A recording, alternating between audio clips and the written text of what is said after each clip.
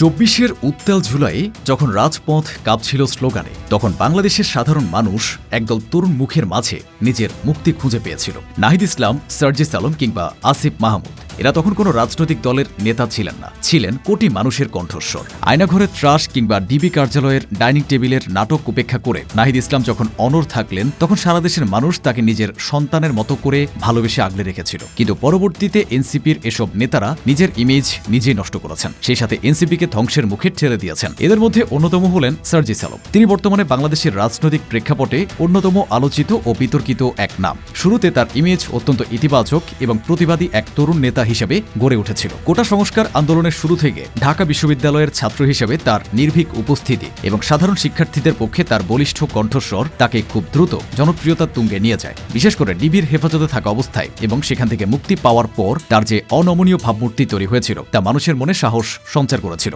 Talk show এবং রাজপথের বক্তৃতায় তার যুক্তিনির্ভর কথা ও সংস্কারের স্বপ্ন সাধারণ মানুষকে বিশ্বাস করতে শিখিয়েছিল যে তিনি হয়তো প্রচলিত নোংরা রাজনীতির ঊর্ধ্বে এক নতুন ধারার নেতৃত্ব দেবেন। তবে সময় অতিবাহিত হওয়ার সাথে সাথে তার সেই পরিচ্ছন্ন ইমেজে ফাটল ধরতে শুরু করে বলে অনেকেই মনে করেন। বিশেষ করে ৫ই আগস্ট পরবর্তী সময়ে তার বিভিন্ন উস্কানিমূলক বক্তব্য, অসহিষ্ণু আচরণ এবং অন্যান্য বিরোধী মতের মানুষের প্রতি তার দৃষ্টিভঙ্গি অনেকের কাছে নেতিবাচক হিসেবে ধরা দেয়। বিভিন্ন সময় বিচার বিভাগ বা প্রশাসনের কর্মকর্তাদের বিরুদ্ধে সরাসরি আলটিমেটাম দেওয়া এবং ফ্যাসিবাদ বিরোধী তকমার আড়ালে নতুন ধরনের কর্তৃত্ববাদী আচরণ প্রদর্শনের অভিযোগ তার জনপ্রিয়তাকে প্রশ্নের মুখে ফেলেছে। সাধারণ মানুষের একটি বড় অংশ এখন মনে করে যে তিনি যে আদর্শের কথা বলে আন্দোলনের নেতৃত্ব দিয়েছিলেন, ক্ষমতা কাছাকাছি এসে সে আদর্শ থেকে কিছুটা বিচ্যুত হয়েছেন। সাম্প্রতিক সময়ে তার নামে সবচেয়ে বড় যে অভিযোগটি উঠেছে তা হল তার অতীত রাজনৈতিক পরিচয়। সামাজিক যোগাযোগ মাধ্যম এবং বিভিন্ন সংবাদ মাধ্যমে তথ্য উঠে এসেছে যে সার্জিস আলম অতীতে ছাত্রলীগের রাজনীতির সাথে সরাসরি জড়িত ছিলেন। এমনকি ছাত্রলীগের প্যানেল থেকে তিনি হল সংসদেও নির্বাচন করেছিলেন। দীর্ঘ সময় ধরে ছাত্রলীগের সাথে তার এই সম্পৃক্ততার বিষয়টি সামনে আসার পর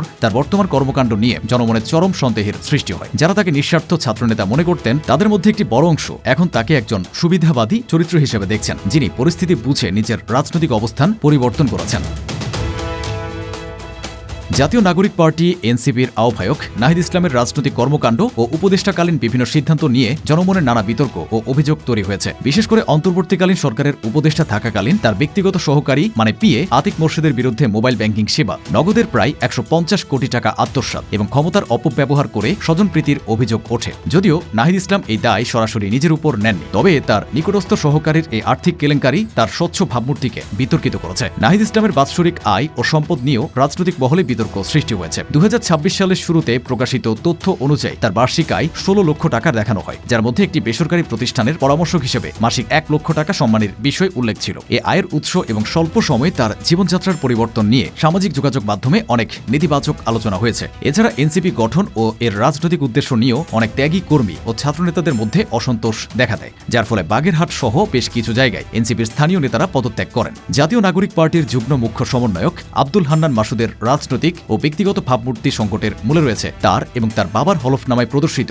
সম্পদের অস্বাভাবিক ব্যবধান ও রাজনৈতিক অবস্থান। মাত্র ২৫ বছর বয়সী হান্নান মাসুদের কাছে তার অবসরপ্রাপ্ত শিক্ষক বাবার তুলনায় ১৮ গুণেরও বেশি নগদ টাকা থাকা সাধারণ মানুষের মনে নানা প্রশ্ন জন্ম দিয়েছে। এটা ঠিক যেন আঙুল ফুলে কলাগাছ হওয়ার মতো অবস্থা। যেখানে তার বাবার কাছে মাত্র ১,৯৩,০০০ টাকা রয়েছে, সেখানে ছেলের কাছে ৩৫ লাখ টাকা থাকা এবং বাৎসরিক আয় বাবার তুলনায় ৩ গুণেরও বেশি হওয়া বিষয়টিকে অনেকেই সন্দেহের চোখে দেখছেন। একজন তরুণ রাজনীতিকের এত দ্রুত বিপুল সম্পদের মালিক হওয়া তার স্বচ্ছতাকে বিতর্কিত করে। হলফনামার তথ্য অনুযায়ী হান্নান মাসুদ নিজেকে ব্যবসায়ী হিসেবে পরিচয় দিলেও তার আয়ের উৎস এবং ব্যবসার ধরন নিয়ে জনমনে অস্পষ্টতা তৈরি হয়েছে।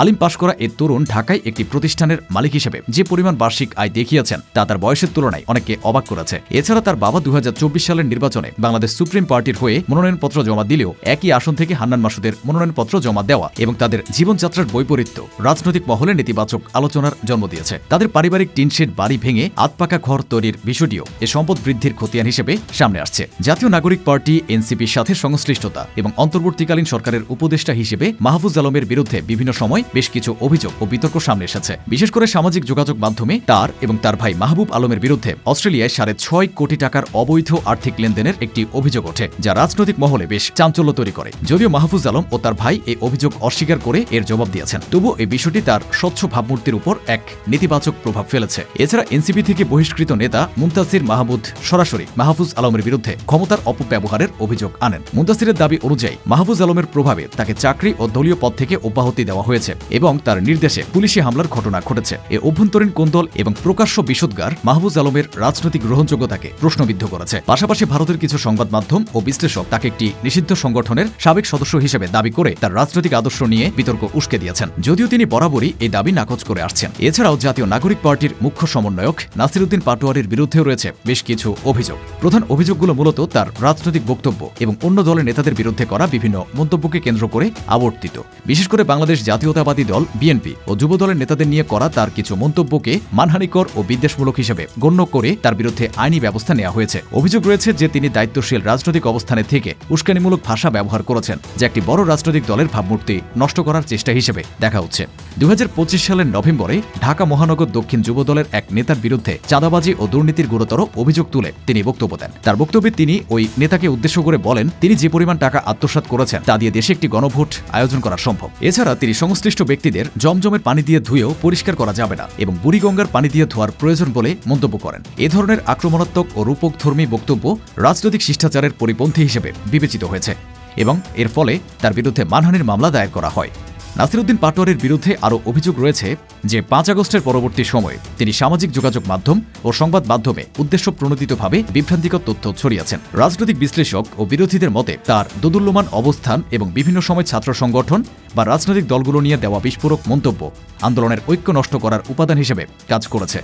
এছাড়া এনসিপির নিবন্ধন ও শাপলা প্রতীক পাওয়া নিয়ে তার অনড় অবস্থান এবং সেই প্রেক্ষিতে সরকারের সমালোচনা করাকেও অনেকে রাজনৈতিক চাপ সৃষ্টির কৌশল হিসেবে দেখছেন। এসব ঘটনা ও আইনি জটিলতা জনসম্মুখে তার গ্রহণযোগ্যতা ও ভাবমূর্তিকে বিতর্কিত করেছে। জাতীয় নাগরিক পার্টির অন্যতম নেতা সারোয়ার তুষারের বিরুদ্ধে প্রধান অভিযোগগুলো মূলত তার নৈতিক স্থলন এবং নারী সহকর্মীকে যৌন হয়রানির ঘটনাকে কেন্দ্র করে আবর্তিত। 2025 সালের জুনে তার একটি অডিও ক্লিপ ও বেশ কিছু চ্যাটের স্ক্রিনশট সামাজিক যোগাযোগ মাধ্যমে ভাইরাল হয়, যেখানে তাকে দলের এক নারী নেত্রীকে অনৈতিক প্রস্তাব দিতে এবং অপেশাদার আচরণ করতে শোনা যায়। এই ঘটনাটি প্রকাশ্যে আসার পর রাজনৈতিক মহলে এবং সাধারণ মানুষের মধ্যে তীব্র সমালোচনার সৃষ্টি হয়, যা তার ব্যক্তিগত ও রাজনৈতিক ভাবমূর্তি মারাত্মকভাবে ক্ষতিগ্রস্ত করে। এই অভিযোগের প্রেক্ষিতে এনসিপির কেন্দ্রীয় কমিটি সারোয়ার তুষারকে কারণ দর্শানোর নোটিশ দেয় এবং সাময়িকভাবে দলীয় কর্মকাণ্ড থেকে বিরত থাকার নির্দেশ দেয়। ওই নারী নেত্রী পরবর্তীতে আনুষ্ঠানিকভাবে অভিযোগপত্র জমা দেন, যেখানে তিনি উল্লেখ করেন যে তুষার তাকে গভীর রাতে কল দিতেন, কুরুচিপূর্ণ মন্তব্য করতেন এবং এমনকি ডিবির এক কর্মকর্তার কাছে তাকে মিথ্যাভাবে নিজের প্রেমিকা হিসেবে পরিচয় দিয়েছিলেন। মানবাধিকার কর্মী ও তদন্ত কমিটির সদস্যদের মতে এই অভিযোগগুলোর সুষ্ঠু ও গ্রহণযোগ্যতা নিষ্পত্তি না হওয়া সত্ত্বেও তাকে পুনরায় দলে ফিরিয়ে নেওয়া দলের অভ্যন্তরীণ স্বচ্ছতা নিয়েও প্রশ্ন ওঠে। ব্যক্তি পর্যায়ে শীর্ষ নেতাদের পাশাপাশি বর্তমানে জাতীয় নাগরিক কমিটির স্থানীয় পর্যায়ে বা পাতি নেতাদের আচরণ ও কর্মকাণ্ড নিয়েও সাধারণ মানুষের মধ্যে তীব্র ক্ষোভ ও হতাশা তৈরি হয়েছে। সংস্কারের যে স্বপ্ন দেখিয়ে এ সংগঠনের নেতারা রাজপথে ছিলেন, এখন তাদেরই মাঠ পর্যায়ের কর্মীদের বিরুদ্ধে দেশের বিভিন্ন স্থানে চাঁদাবাজি ও সাধারণ মানুষকে হয়রানি করার গুরুতর অভিযোগ উঠছে। ক্ষমতার পট পরিবর্তনের পর একদল সুযোগ সন্ধানী নেতা যে পুরনো আমলের সেই একই অপরাধমূলক কর্মকাণ্ডে জড়িয়ে পড়েছেন, তা এখন প্রকাশ্য দিবালোকে ধরা পড়ছে। এসব কর্মকাণ্ড কেবল ব্যক্তিগত অপরাধ হিসেবে থাকছে না, বরং পুরো সংগঠনের নৈতিক অবস্থানকে বড় ধরনের সংকটের মুখে ফেলে দিচ্ছে। এর ধারাবাহিকতায় সম্প্রতি দিনাজপুরের বোচাগঞ্জ উপজেলায় এক নেক্কারজনক ঘটনা ঘটেছে, যা এনসিপির ভাবমূর্তিকে চরমভাবে বিতর্কিত করেছে। গত রাতে দলবল নিয়ে এক বাড়িতে চাঁদাবাজি করতে গিয়ে হাতে নাতে ধরা পড়েছেন এম.এ. তাফসির হাসান নামের এক নেতা। জানা গেছে তিনি জাতীয় নাগরিক কমিটির বোচাগঞ্জ উপজেলা শাখার প্রধান সমন্বয়কারী হিসেবে দায়িত্ব পালন করছিলেন।